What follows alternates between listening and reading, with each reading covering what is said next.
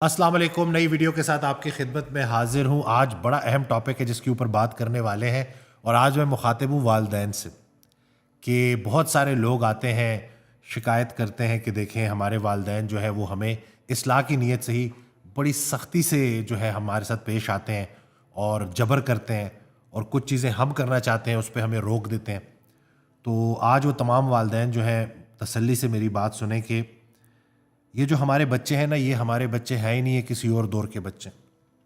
ہم اپنے وقت کے لیے تھے، ہمارے بڑوں نے ہمارے لیے دعائیں کی، ہم کسی اور دور کی دعاؤں کی تاثیر ہیں، ہماری دعائیں ان کو تاثیر دیں گی آگے جا کے۔ اور سب سے جو ضروری اہم بات ہے نا کہ ان کو اچھا انسان بنانا ہے۔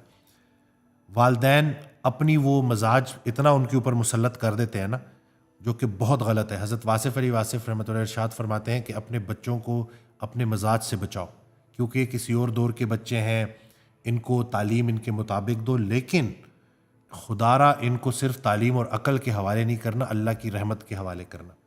آپ آخری لوگ ہیں بحیثیت پیرنٹس، ان کو دین سکھا جائیں، کیونکہ دین نہیں ہے تو کچھ بھی نہیں ہے۔ اور دین بالکل بیسک جو چیزیں جو آپ نے سمجھنی ہے کہ کوئی اس کو کمپلیکس نہیں کرنا، کوئی کمپلیکیٹ نہیں کرنا۔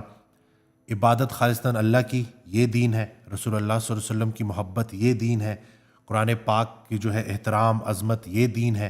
اور اسی طرح سے انسان کا خیال رکھنا کہ حقوق العباد میں کہیں پیچھے نہ رہ جائے، اور ان چیزوں کے اوپر عملاً جو ہے سارا کہ آپ بہتر انسان بنے، تاکہ آپ کی اولاد بھی آپ کے لیے صدقہ جاریہ بنے۔ مجھے بچپن کا ایک واقعہ یاد آ گیا۔ میرے والد صاحب نا وہ بہت مجھے نا ایک بزرگ سے ملانے کے لیے لے کے جایا کرتے تھے۔ 3-4 دفعہ انہوں نے کوشش کی، ملاقات نہیں ہو سکی۔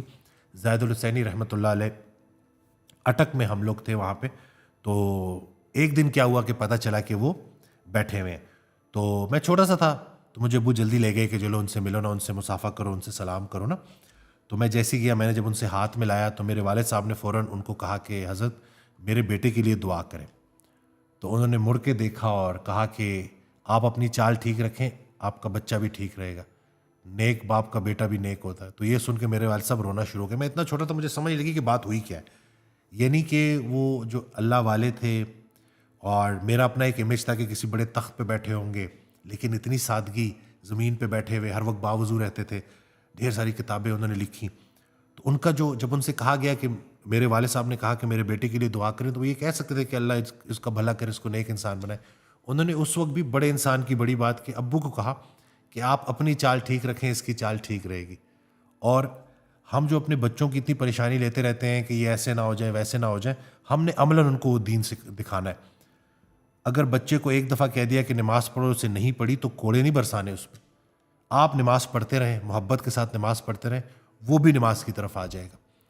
ہم جو ہر جگہ پہ جبر کرتے ہیں نا اور غصہ کرتے ہیں، تو اور اس کی عزت نفس مجروح کرتے ہیں۔ میرے اپنے ساتھ واقعہ کہ میں مسجد میں جو ہے جمعہ کی نماز تھی، اور میں دیکھ رہا کہ ایک باپ وہ بیٹے کو یوں گھسیٹ کے نا کھینچ کے کہہ رہا کہ سیدھی صف میں کھڑے ہو، وہ بیچ میں وقفہ نہ رکھو، اور جس طرح سے اس کی تذلیل کر رہا، اور پھر میری طرف دیکھ کے کہتا ہے کہ آج کل کے بچے بھی کتنے بدتمیز ہیں، اور وہ بچہ بیچارہ سر جھکا کے۔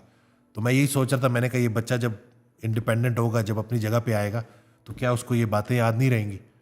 تو ہم نے محبت کے ساتھ معاملات کو دیکھنا ہے۔ اور میں آج کل دیکھ رہا ہوں کہ بچے بڑے منحرف ہوئے ہوئے ہیں، بڑے والدین کی وہ جو طریقہ ہے بات کرنے کا، اس کی وجہ سے۔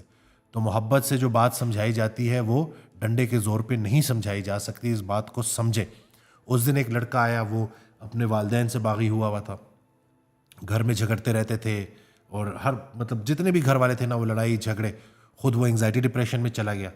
تو ابھی جب اس کو بہتری ہوئی نا، تو اس نے مجھے کہا کہ ڈاکٹر وسیم، اب تو میں جب اپنی اس بیماری سے نکلا ہوں نا، تو مجھے سمجھ لگی ہے کہ میں تو ذہنی بیماروں میں رہ رہا ہوں۔ اب مجھے ان پہ غصہ نہیں آتا، مجھے ان سے ہمدردی ہوتی ہے کہ ان کو تو ڈاکٹر کی ضرورت ہے، علاج کی ضرورت ہے، یہ تو بیمار ہو چکے ہیں، ذہنی طور پہ اذیت میں مبتلا ہے۔ تو ظاہر سی بات ہے کہ ایک بیمار شخص کیسے صحیح بات کر سکتا ہے؟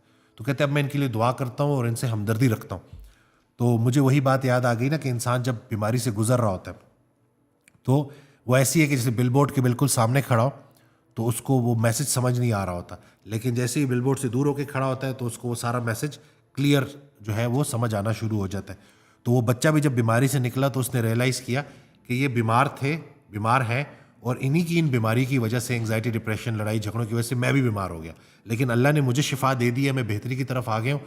تو اب وہ ان کے لیے دعا کر رہے ہیں. تو خدارا اگر آپ کے گھر میں سکون نہیں ہے, اگر آپ کے گھر میں پیشنس نہیں ہے, اگر آپ کے گھر میں برداشت کا جو ہے درس نہیں دیا جا رہا, محبت کا درس نہیں دیا جا رہا, تو اس کا مطلب ہے کہ وہ بچے جو ابھی آگے جا کے بڑے ہوں گے وہ بھی بیمار ہو جائیں گے اور وہ اسی چیز کو کنٹینیو کریں گے.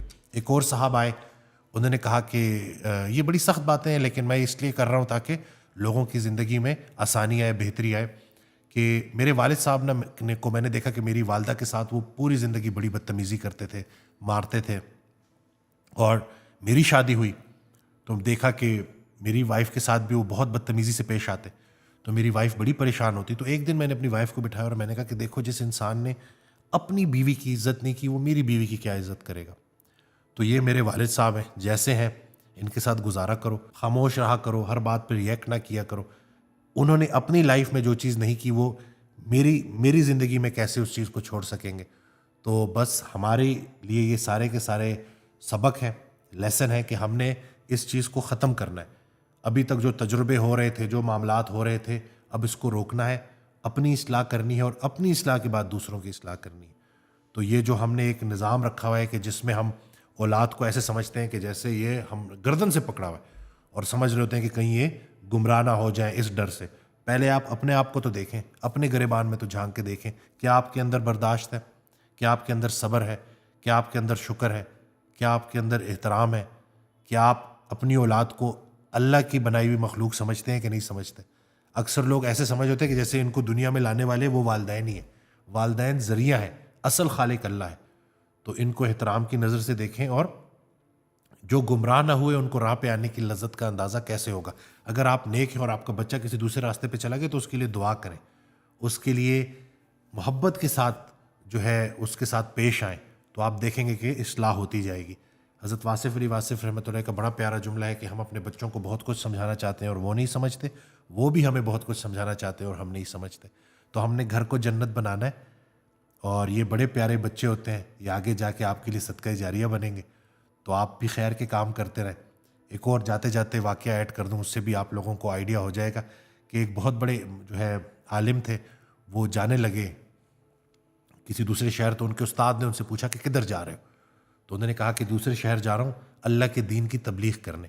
تو ان کے استاد نے ان کو کہا کہ کوشش کرنا زبان کا زیادہ استعمال نہ کرنا پڑے. ایک مسلمان کا دوسرے مسلمان سے حسن سلوک سب سے بڑی تبلیغ ہے. یہ حضرت واصف علی واصف رحمۃ اللہ کا بڑا پیارا جملہ ہے. تو اللہ پاک ہمیں اپنے اخلاق کو بہتر کرنے کی توفیق دے, اور ہمیں اپنے بچوں پہ اس طرح سے حق جتانے سے بھی بچائے, اور اپنے مزاج سے بچانے کی توفیق دے کہ یہ بچے آگے کے دور کے بچے ہیں, انہوں نے بڑے اچھے اچھے کام کرنے, آپ کے لیے صدقہ جاریہ بننا ہے. تو بس اللہ پاک ہمیں عمل کرنے کی توفیق دے. دعاؤں میں یاد رکھیے گا, اپنا بہت خیال رکھیے گا.